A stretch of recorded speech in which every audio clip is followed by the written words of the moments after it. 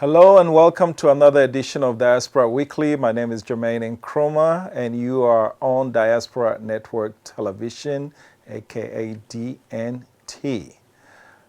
Today we have guests. It's coronavirus season. Like it or not, most of the things that we've talked about for a long time, that we're talking about now, and we're going to be talking about for quite a while, will be about this coronavirus because it's quite changed how we live. And I think in all likelihood, we're not going to be the same globally. But like we always do before we meet our guest today, we have to go to the jangle, Jermaine's angle. We'll be back to get the jangle. Stay tuned.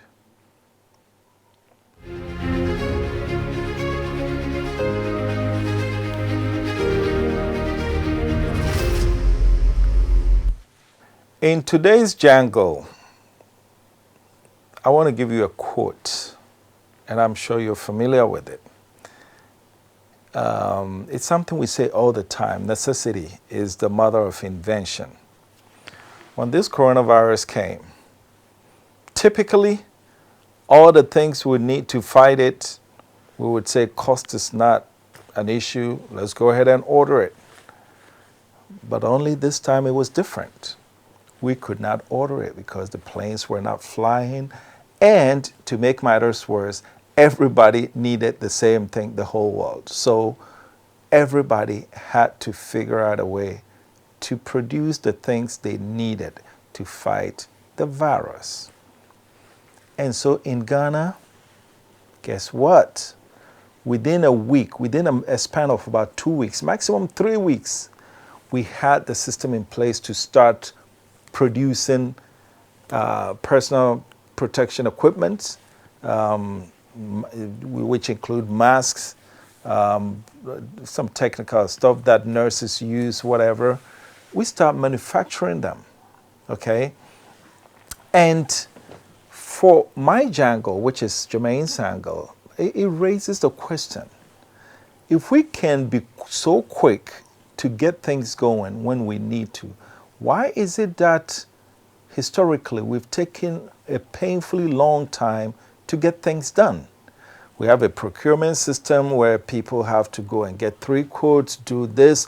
From when a decision is made to when the actual project is commenced, sometimes it can take 6 months, a year, because there's a meeting here, there's a meeting there, where somebody has to sign here. But when we needed to fight coronavirus, in a flash, we had a system going where 5 companies are manufacturing the products we need, the tools we need, the PPEs to fight coronavirus. So my question is this. Moving forward, is that how we're going to work? Would the public system work just as fast if we were able to do this and do it right? And of course, the jury is still out whether we did it right or not. But in this case, we needed the things and we did it. But moving forward, are we going to go back to a long and painfully slow process of getting things approved so that we'll get things done? Or would we stick to our new normal where we can actually get things done quickly? Because if you look at the long process, people say, well, there should be checks and balances and everything. The way we've been doing things, that takes forever to get things done.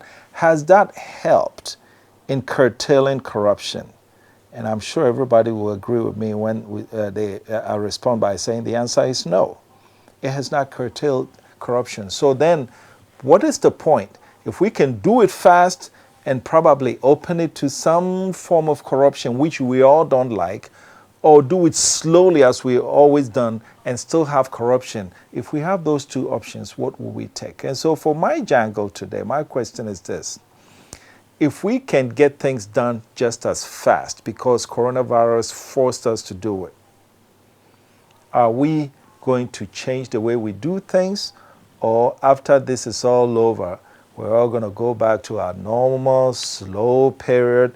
This officer has to sign, but he is gone to a funeral, so we have to wait till Monday, and when he comes, he is sick, he has to go to the hospital, and before you know it, by the time the signature finally gets on, it's taking on weeks and months. For Django today, it's a question. Is this our new normal? Would the public service, would the civil service work just as fast moving forward as it did during the COVID-19 time, or would we go back to normal? That's the question that we will all wait to find an answer to. For this week, this is the Django. Stay tuned. We'll be right back to meet my guest.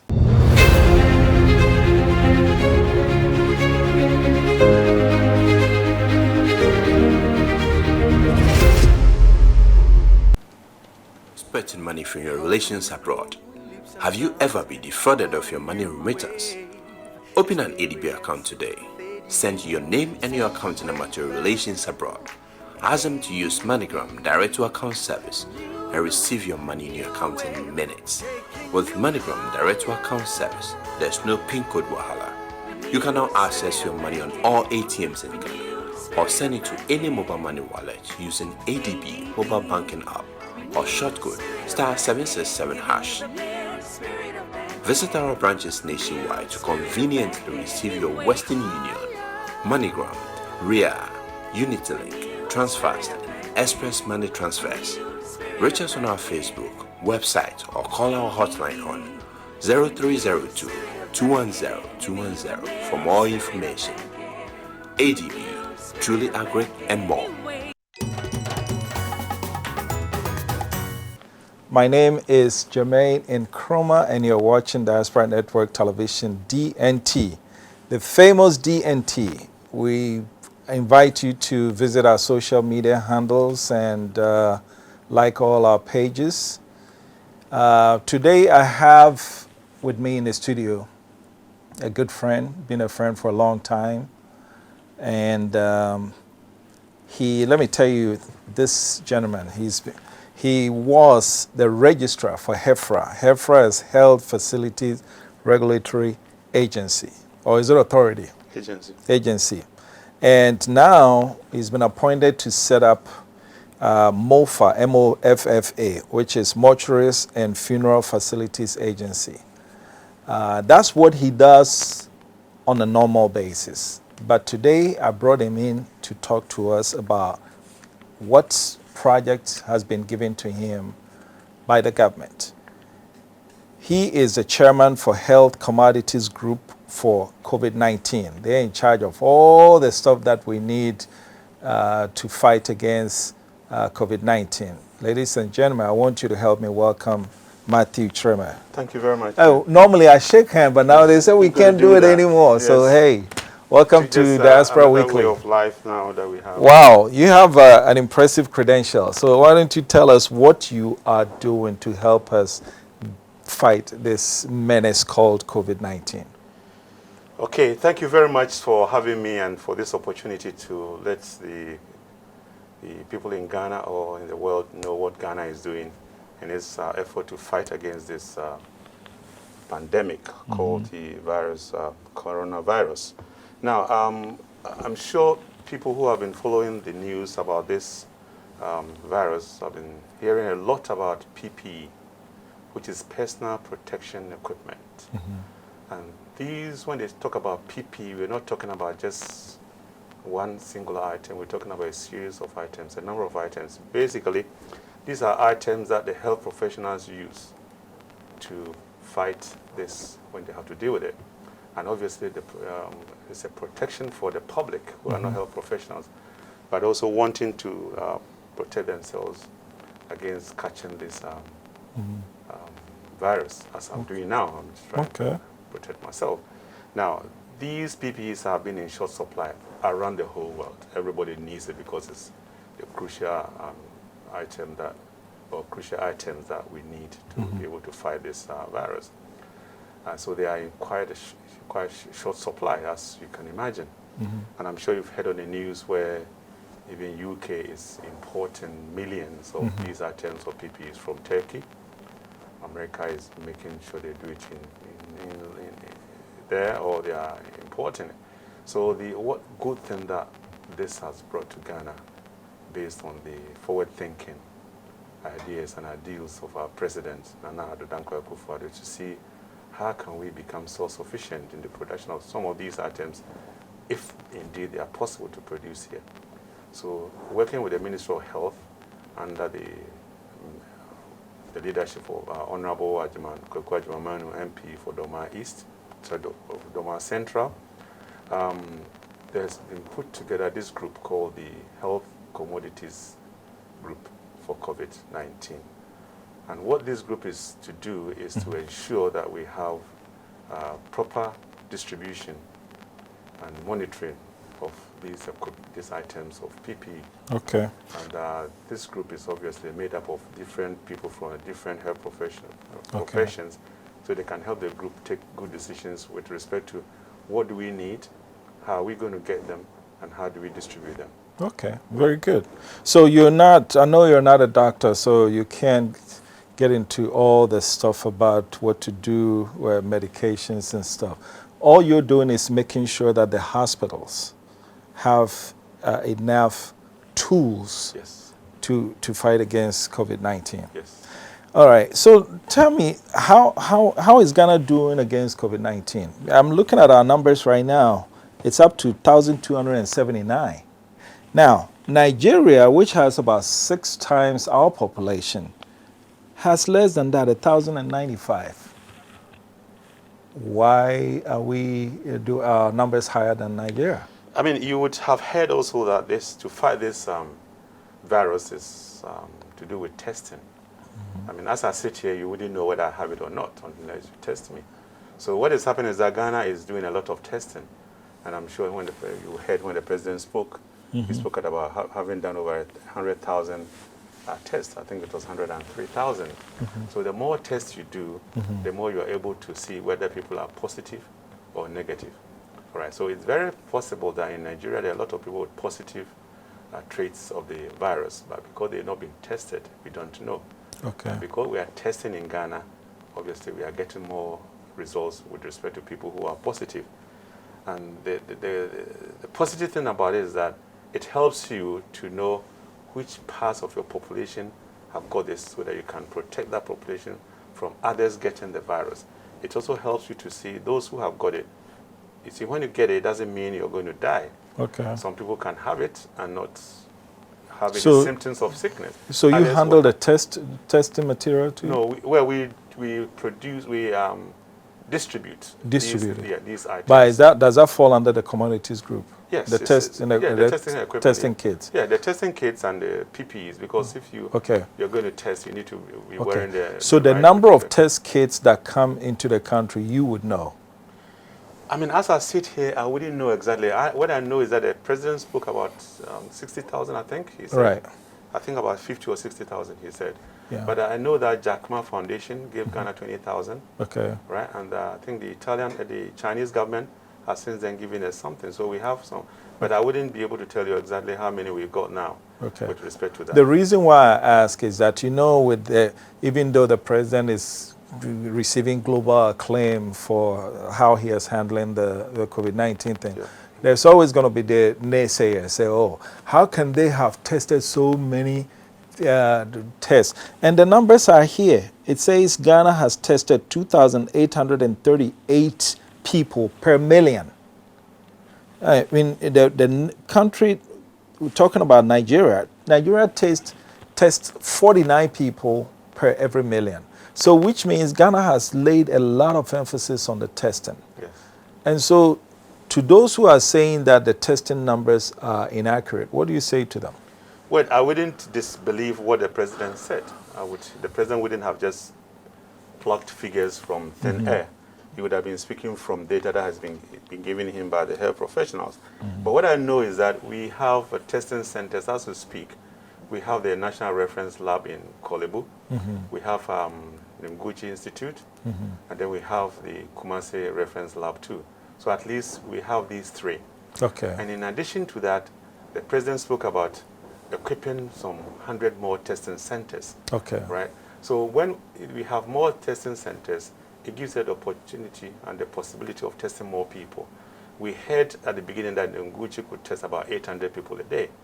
And I'm sure the national lab, the reference lab, is also testing a number of people a day.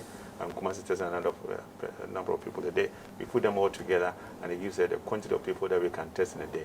But obviously, because this is quite careful testing, it takes a bit of time for the results to be released. So even though we have tested so many people, we've not been able to release all the tests. Who qualifies to be tested?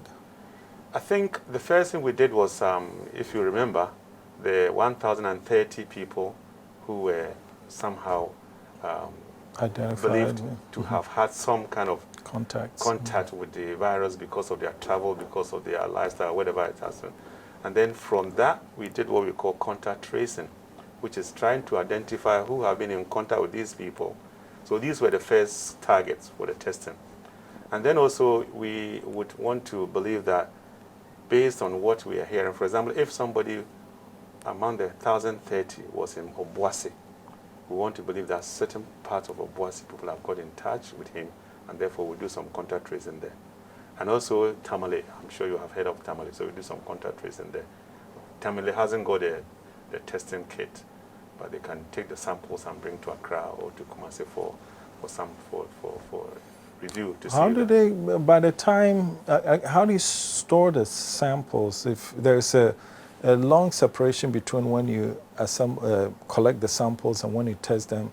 Doesn't it get compromised in some way? No, I mean, the lab technicians will know how to protect these samples so that the quality is not compromised. But then also, we have got the Ghana Army, which has agreed to help in the distribution of items. So I'm sure they will be doing something to bring things. Yeah, let me bring you back to the PPEs. Yes. When items of PPE. Items of PPE, okay. Because the E is equipment, and it's not plural.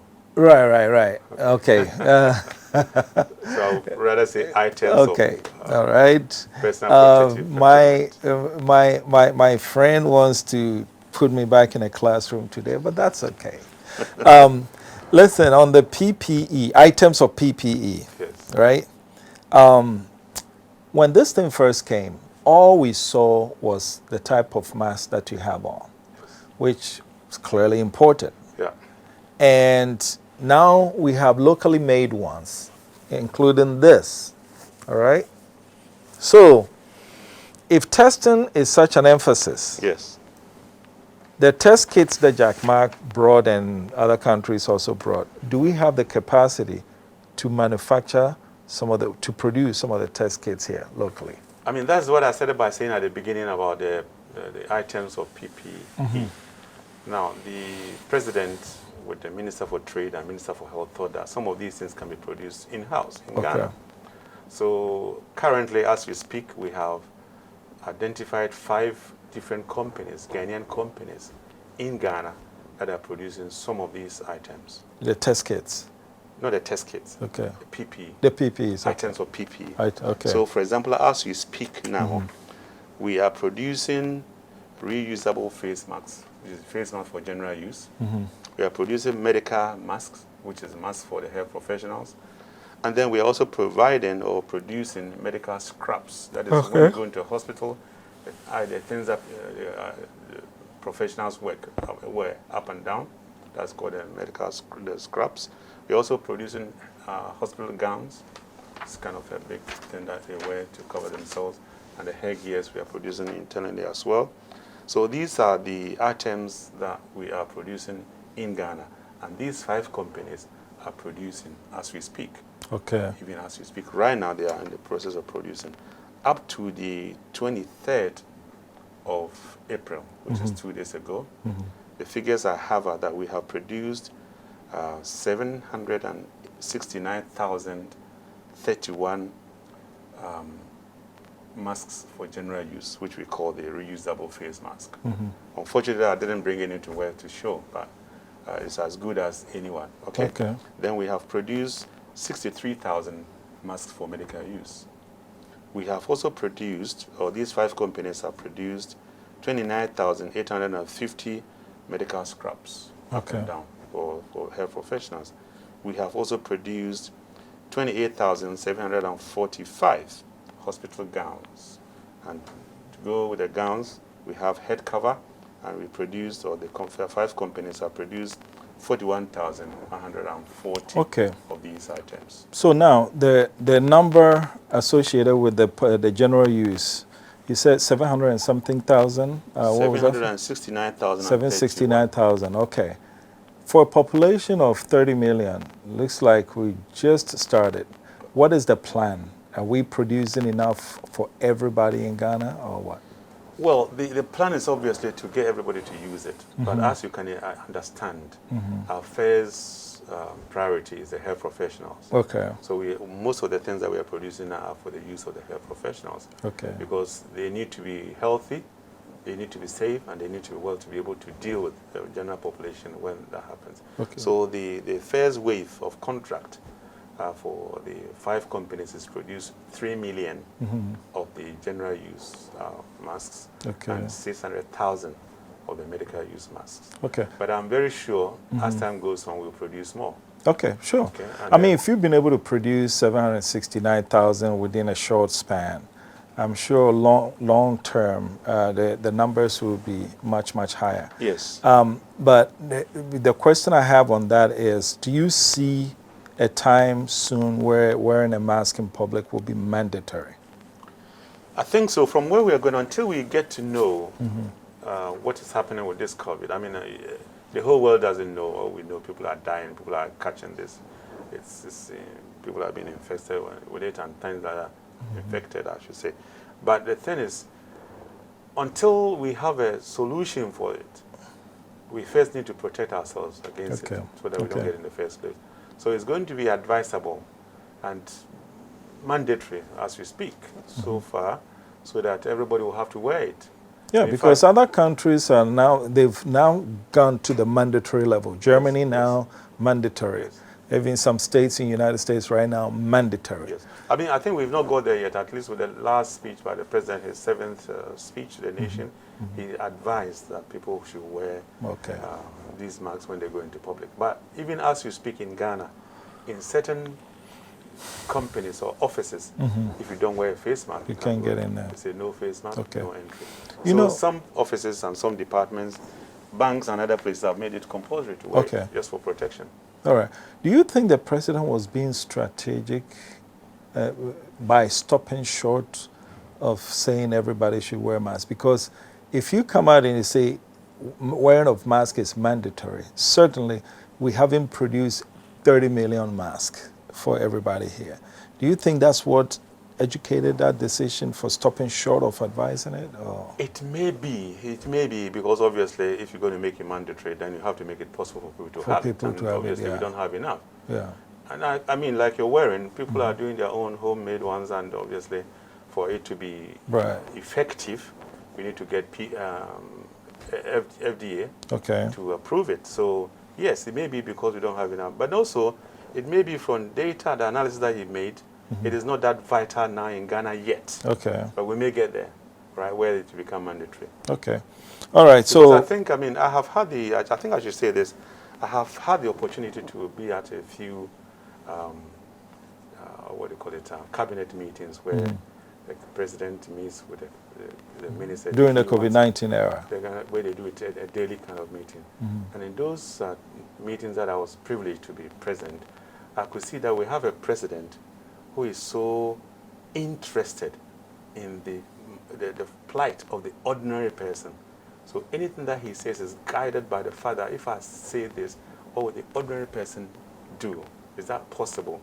So some of these decisions that the president is taking are being measured by the fact that he knows that Ghana, by and large, is not a very structured society with respect to enforcing certain laws.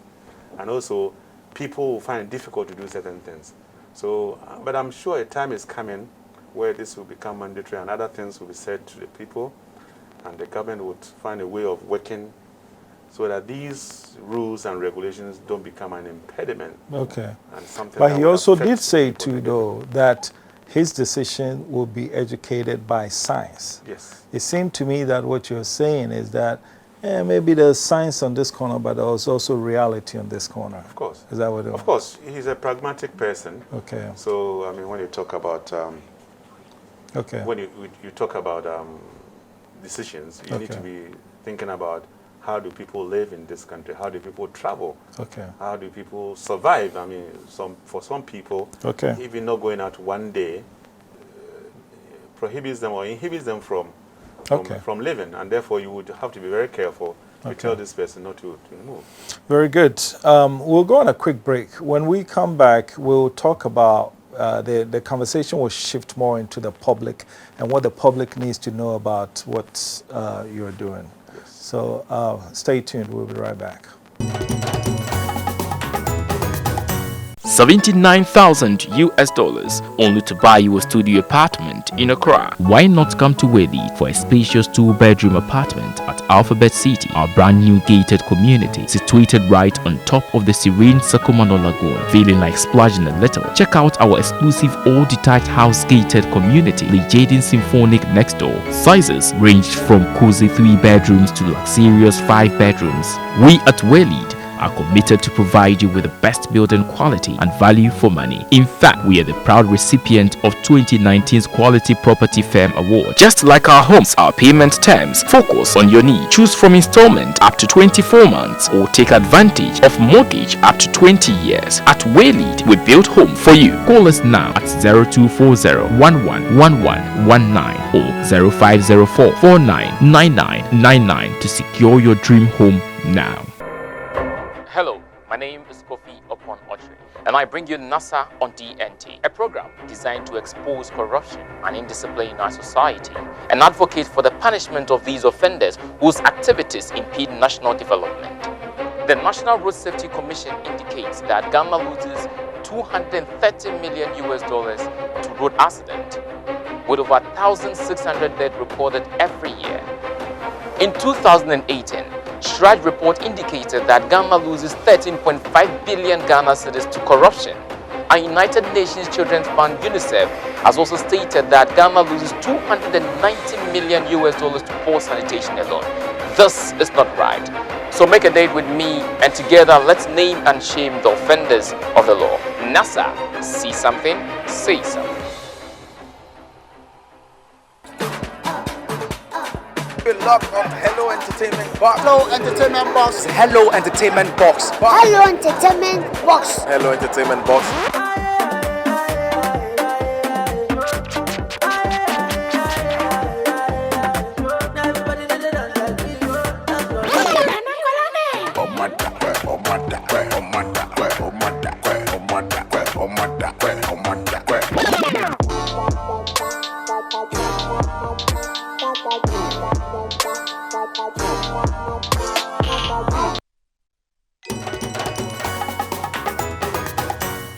All right, welcome back. This is Diaspora Weekly, and I'm joined by Mr. Matthew Jermaine, who is working so much into the health industry that very soon I'll be calling him Dr. Matthew Jermaine. What you do, how does it impact the public? Well, I think, let me just give one example. Last Saturday, we had some consignment of goods donated by Nkrumah Foundation to Ghana, made up of items of PPE, gloves, masks, and other things. The public have got this idea that things coming from China, because COVID started from China, COVID-19, people have this fear that they would intentionally or unintentionally bring us things that to do with our fight against the virus, which will be counterproductive because we want to fight it, but we don't want to infest people with it. So therefore, last Saturday, when we had this donation from Nkrumah Foundation, we had to get FDA to come and show to the press how we handle these items. And so we want to, this committee wants to give confidence to the people who are going to use these items that have been donated to us. These items will only be used if FDA gives us the go-ahead. After testing them against fungi or any other things, organisms that may be in there, they need to assure us that these things are good. So the committee ensures that when we get these kind of things, they are tested against international standards. So do you think the public... whether they are produced locally or whether they are brought in. So do you think the the public, their fears are unfounded that China may, because I'm asking this question against the backdrop of certain facts. Fact number one, when this thing started in China, we know that it affected primarily the Chinese. That's where it started from, in Wuhan. Yeah. In fact, when D&T provided some of the first coverages, we found out that a Cameroonian who tested positive in the city of Wuhan, I think, within 72 hours, he was cured, going through the same thing, the same treatment that takes weeks for other people to get cured. But then later on, mysteriously, we found out in Guangzhou, they're making it seem like it was the Africans, rather, that have the COVID-19 virus. If a group of people can make such a U-turn, despite the clear evidence, why is the public in Ghana, unfounded in their fears that China may bring something to maybe infect people so that it can make their case that, yeah, we told you it's the Africans who have it? Well, I mean, even though I believe that no country will intentionally, I mean, this is my personal belief. I know there's a lot of people who do conspiracy theory and they will not agree with me. I will not believe that any country will intentionally export any disease or any virus to another. Because you never know when it can come back to you. But that's number one. Number two, we need to ensure, whether it's from China or from anywhere, we need to ensure that the standards that we have in place in Ghana are put in place to convince us that these items that are going to be used are safe to use. And therefore, despite the fact that the Chinese might export these things to us, we will need to do the test to see whether that is founded. I mean, I will not be able to sit here and hold up for China or defend them. I don't know what they do. I don't know what they are thinking. But what I want to tell the Ghanaian public is that I, Matthew Trim, don't believe that people intentionally, or China government for that matter, would intentionally export COVID-19 to us. And number two, I also believe that we have systems in place in Ghana to make sure that even if that is the case, we'll be able to find out and withdraw the items. Okay. For the record, I don't believe it either. But sometimes when certain things happen, we have to make sure we clear it.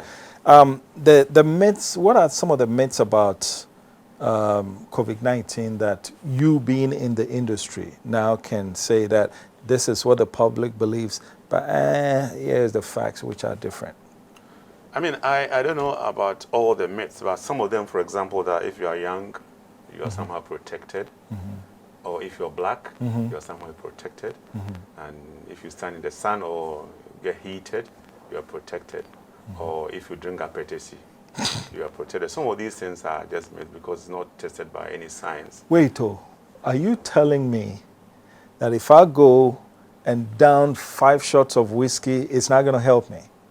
I don't know. The science has not told me that, and I don't believe it. Okay. That is the case. Okay. Because the whiskey is going to go into your body and do something else. The virus enters your body and affects other systems where the whiskey may not reach. But even if whiskey will reach, whiskey has not been proved to be an antidote. Because the whiskey contains 40% alcohol. Yes. And we know this thing, whatever solution that kills it has to have 65% alcohol. So that right there. Do they have a petashi in Ghana that's more than 65% alcohol? I think from what I heard, I don't know if it's true, it's about 40%. 40%. 40 to 45%. So not viewers, not quite there. So viewers, petashi is not going to save you. I am personally disappointed that a petashi is not going to save you, but there's the facts. You can't argue with the facts. Okay, what should the public know that they don't know now about equipments and PPE and stuff? I think the public should know that the shortage or the scarcity of these items is an international problem. Okay. Every country has it because nobody thought for a moment that so many people are going to have to protect themselves against a virus like this one. So, for example, when you're thinking about 100 and something thousand people who are affected and needing protection, when you think about thousands of people needing to go to hospital for treatment. Nobody ever thought that at one go you're going to have to meet to deal with so many people having to need something either for protection or for treatment. Therefore, we have to know, and the public need to appreciate and understand that we are going to have deficiencies. One, in the scarcity of the items because everybody is looking for it. In fact, just before we came on this program, somebody told me that Germany and other countries who can afford it are buying, are stockpiling just in case. Obviously, we are not as strong as Germany or other countries, so we'll have some difficulty there. Number two, even America and UK are finding it difficult for their health system to deal with the situation. So you can imagine what is happening in Ghana. We don't have enough health facilities, we don't have enough health professionals to be able to deal with this in case we get into the big numbers. So that is why it is so important that we protect ourselves. So the lockdown that the president did was for that purpose. We need to protect ourselves because if we get this avalanche of infection in Ghana, it's going to be very difficult for us to deal with it. Yeah. Okay? So the protection is very important. And at the same time, we also need to equip our health professionals. So the few cases that we have, they'll be able to deal with it. And that health professionals' protection is key because without them, we are not going to be able to do much in our health facilities. Yeah. And that's why, as I said, these items of PPEs, our first priority is to give to health professionals who are dealing with the situation. Okay, viewers, there's a reason why my guest has an imported mask and I have the locally made one. We're going to do, I'm going to ask him about this.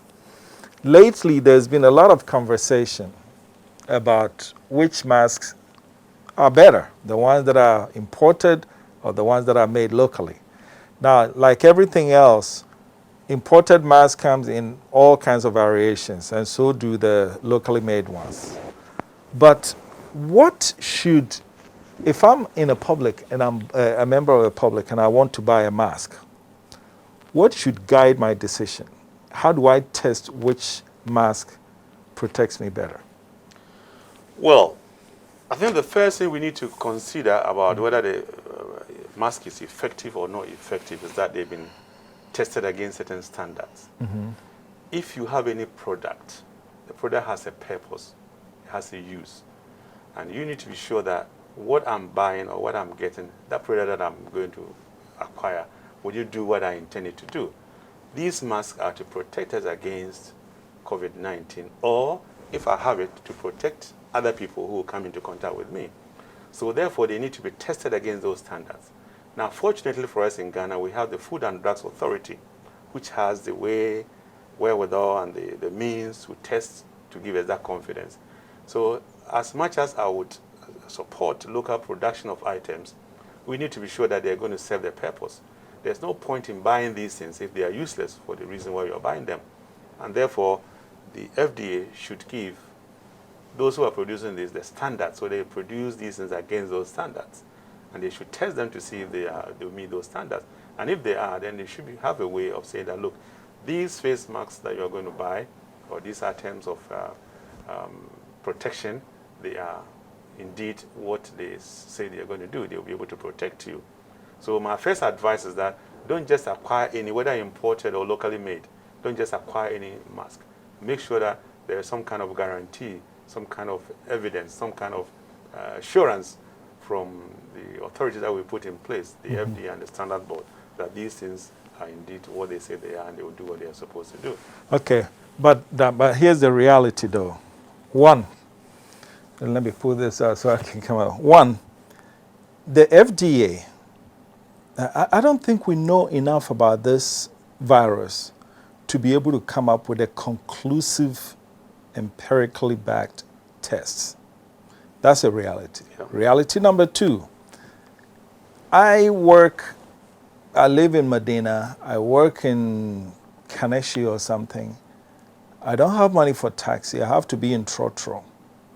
By the time I wait for the FDA to come up with all kinds of tests, I would have sat in Trotro and breathed all kinds of stuff in my system. So I need to put something on now. What should guide me? Are there some simple things? Because at the end of the day, we're trying to protect something from entering your nose or your mouth. And we know the size of that thing. And we know a test, because somebody had a test that say, if you put a flame here, you put a mask on, if you can blow it and it quenches the flame, it means there's no protection. But if you blow it and the flame is still there, it means there's enough protection. And mind you, again, I emphasize, at the end of the day, we're trying to block what's coming in or block what's going out. Yes. So what simple thing that I can use to guide me to make a purchase now while I wait for what the FDA can approve? I think the FDA, because before we had this COVID-19, people were using face masks, the health professionals. So they already agreed standards. Okay. Okay, so it's not, we are not. But that's theater standard versus general use standard. Well, yeah, I mean, even in the hospital, they also have general use standards because as I know and as I've been told, there are 3 levels of protection. We have the general purpose, which is level 1, which is for anybody like you and I, yeah. And when you go into the hospital, some medical staff walk about doing the normal things that you and I will be doing around the place. Then there's level 2, which is for those who are likely to come in contact with those who have got the virus. So that's level 2. So they need a kind of better protection than what you and I would need as general use, for general use. Okay. Then there's level 3, which is when those who need to come into contact with who have been agreed or who have been proved to have it. Okay, so that obviously that is a protection that is more serious than other protections in terms of the quality. So I mean, I know I'm not a health professional in that regard. I'm not a doctor or I'm not a specialist in that. But what I can say is that this blowing of candle or that, I don't know whether that is for those who are likely to come into contact with those who have got it or those who are going to be with those who have got it. But the medical people are able to advise accordingly what type of mask we should wear. But I say, for us, the general public, is either we're thinking of level 1 or level 2. That is level 1 when it's just, you don't know, just wearing it. Okay. And level 2 when you are likely, because you don't know who has got it, you're likely to get in touch with somebody. But definitely when you are dealing with somebody who has got it, your protection should be more secure than the others that I've just described. So the items of PPE that are being produced here, within this short time, the manufacturers have been able to present samples, and the FDA has approved those samples before they went into mass production. Definitely. They couldn't have produced anything without FDA, with the FDA approval. So the FDA has given the Ministry of Trade, these companies through the Ministry of Trade, approval of the items that they say they're going to produce. Okay. So yes, and for the purposes, so FDA has agreed that these items are that. Now, also, after they have produced them, those who are going to sell them or those who are going to issue them out need some kind of authorization. So, for example, when we get them at the Ministry of Health, we also have to go and test to see indeed if what the companies are telling us is true before they are giving out to the general public to use. Okay. You interface, in your current position, do you interface with people at similar positions in countries in our neighborhood? Well, there's webinar, as we speak now, there's the webinars that go on, so we kind of interact with them a bit.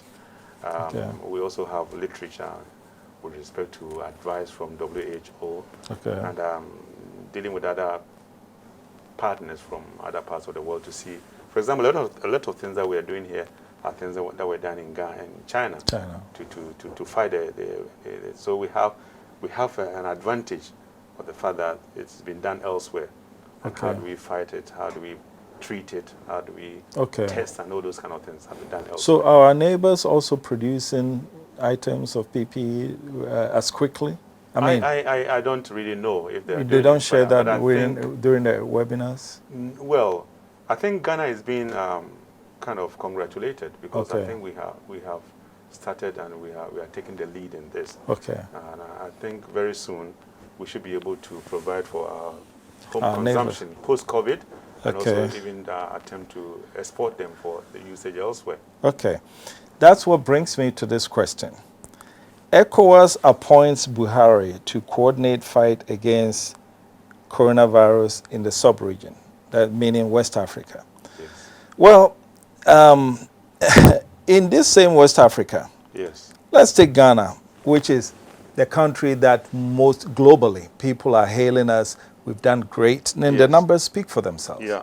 Like I said, we're testing 2,800 people per million, where Nigeria is testing 49 per million. Yes. All right? Yes. And over here, even though Nigeria has less numbers, at I think 1,079 against our 1,279. I think Nigeria has 1,095. When you look at this number, Yes. clearly, Nana Dankwa Akufo-Addo, the president of Ghana, is doing a better job of handling COVID-19 than President Buhari of Nigeria. Even the Nigerians say so. In light of this, why would you, the ECOWAS leadership, hand over the chairmanship of the coordinate, the leadership, to someone who's doing not too great a job as against the person who's doing the best job? I mean, all I can say to you is that I am not privy to all the factors that were taken into consideration in making him the lead in our sub-region. But from the commonsensical approach or view of the situation, Nigeria is a bigger country, more people, maybe more resources. So he has more headache on his own. Possibly. So why add to it? No. Because, I mean, if we're talking about resources in terms of what the country can do, I think Ghana may not be able to do as much as Nigeria would do because of numbers. This would not be his personal resource. He's certainly not going to take Nigeria's resources and spread it through West Africa. No, what I mean by resources is the capability of doing certain things. Well, the numbers say that his capabilities are in the tanks. Well, I mean, I'm sure Nanado, for that matter, may be happy with the decision for certain other factors that we are not privy to. Okay. But if you're just going to base only on those who are managing the situation better, maybe Nanado would have been a better person to deal with us. So, Yeah.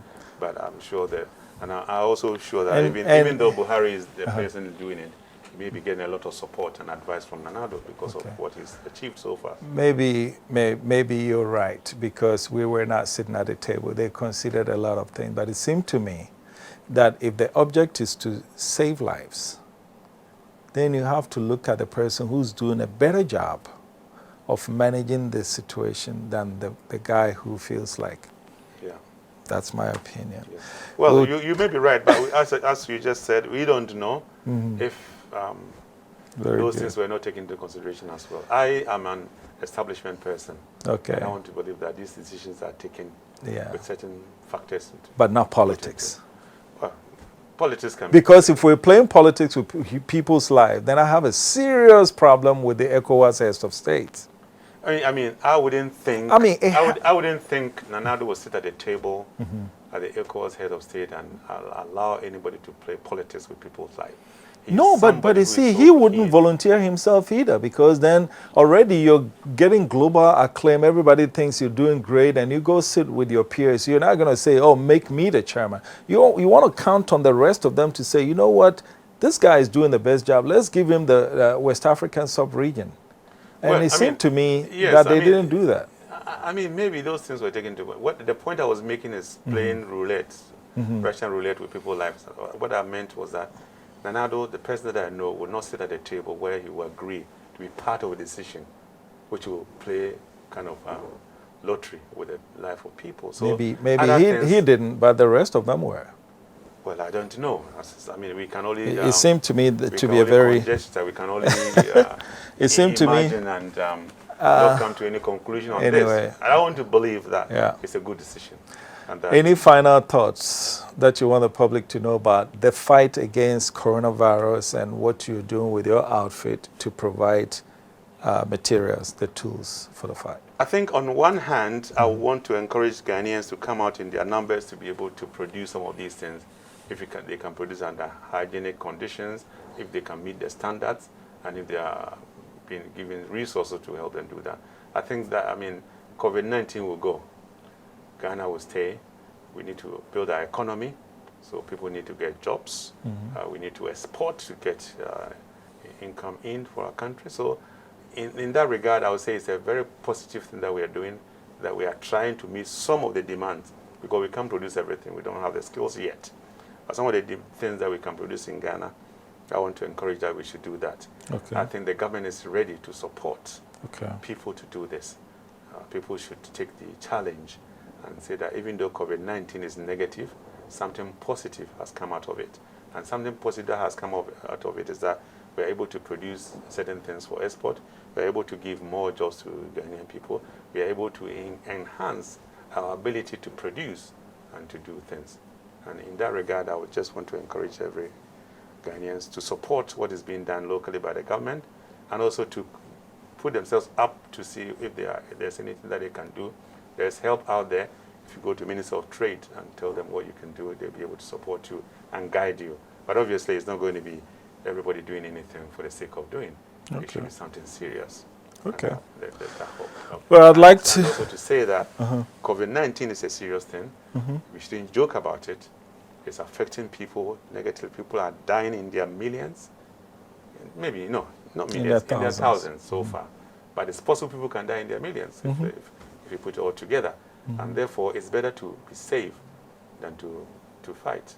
It's better to prevent the virus than to treat it, because, as I said, we don't have what it takes to be able to treat everybody if you have a big number of people having it. So let's take it seriously. Wherever you are, make sure that you wear your masks.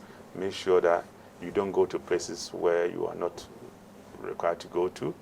Avoid dealing with people who have been to places that you are not sure of, and protect yourself. And very good. We believe very that good. this thing will soon be well, over. I would like to thank you for stopping by, and it's a good thing in a way that you're getting this experience as you go into your next assignment, which is what do you call it? There's something to mortuaries. Let me get the name right. Mortuaries and Funeral Facilities Agency, right? Now, in New York, they've had to bring 18-wheelers, refrigerated. That's where they're keeping the dead bodies in. Yes. And so I think what this COVID-19 is doing will give you some ideas going into setting this place up, that the mortuaries and the funeral, they will be set up in such a way that should there be a surge in dead body, how they will handle it. That's just my thinking. Well, your thinking is right, because even the president made mention of that. Okay. That, I mean, whether there's COVID or no COVID, dead people, if you don't treat the remains properly, it can have public health implications for us. And therefore, we need to do that. I mean, the president has appealed to people not to keep their bodies for too long, because we don't have an elasticity of capacity for our mortuary facilities. Therefore, we don't want to keep so many people. So, it's, as the president advised, let's bury our dead. Unfortunately, we are in a situation where people have to be buried as quickly as we don't want to happen, but that is the reality of what we have now. And then we can do the funerals later on. It's an appeal now, but I think from what is happening elsewhere, we need to know that we don't want to get into a situation where the government will have to make a law and do things against what we want to do. So before we go, need to help the government. Before we go, you know a D&T campaign, right? Our mask up campaign. No, Have you seen it? No. You look in the camera and you say, mask up, and then you pull it up. Okay? So I should take off my first? Yes. And then you go, look in that camera. This one, I think this is your camera. Okay. Look in there and say, mask up. No, you say mask up. And mask then go. up. Yes. Very good. We are encouraging everybody to mask up. So if you're watching us, we want to thank you for watching Diaspora Network Television. This program, Diaspora Weekly, we had with us Matthew Nkrumah, who's ordinarily the chair for Mortuaries and Funerals Facilities Agency, but now he's the chairman for the Health Commodities Group for COVID-19. Very important man. But before you go, can I just say this, that I am not doing this work alone, and I'm here just to tell you what is happening. Okay. But I have a committee of people from different walks of the health profession. I don't want to mention names in case I miss anybody's name, but So this committee is helping me. I'm Okay. just leading the committee. Okay. It's helping me, and I want to give credit to all the work they're doing. I also want to give the credit to the soldiers. They are helping us to move things around, either by air or by road. And so there's another haulage company that is also helping us to move things, and they are on standby anytime we want them to move. So anybody who has got anything out there to help this, this committee Is there a number, a way to contact? Well, they can call Minister of Health or visit Minister of Health, but if they want to call my private number, which I mean, I don't mind giving my private number out. You give your private number, all the girls are going to be calling. I mean, that would be an added advantage. 0266 218 126. You can call me. Why don't you repeat that? 0266 218 126. And see what we can do in our joint effort by all of us to fight this virus, so we can concentrate on developing our nation rather than spending money on things that we didn't plan to spend money on. Very good, very good. Thank you so much for watching. And if you're watching us, let's do this together. Bring it down and go mask up. Thank you. Thank you. Thank you Bye for for watching. Thank you.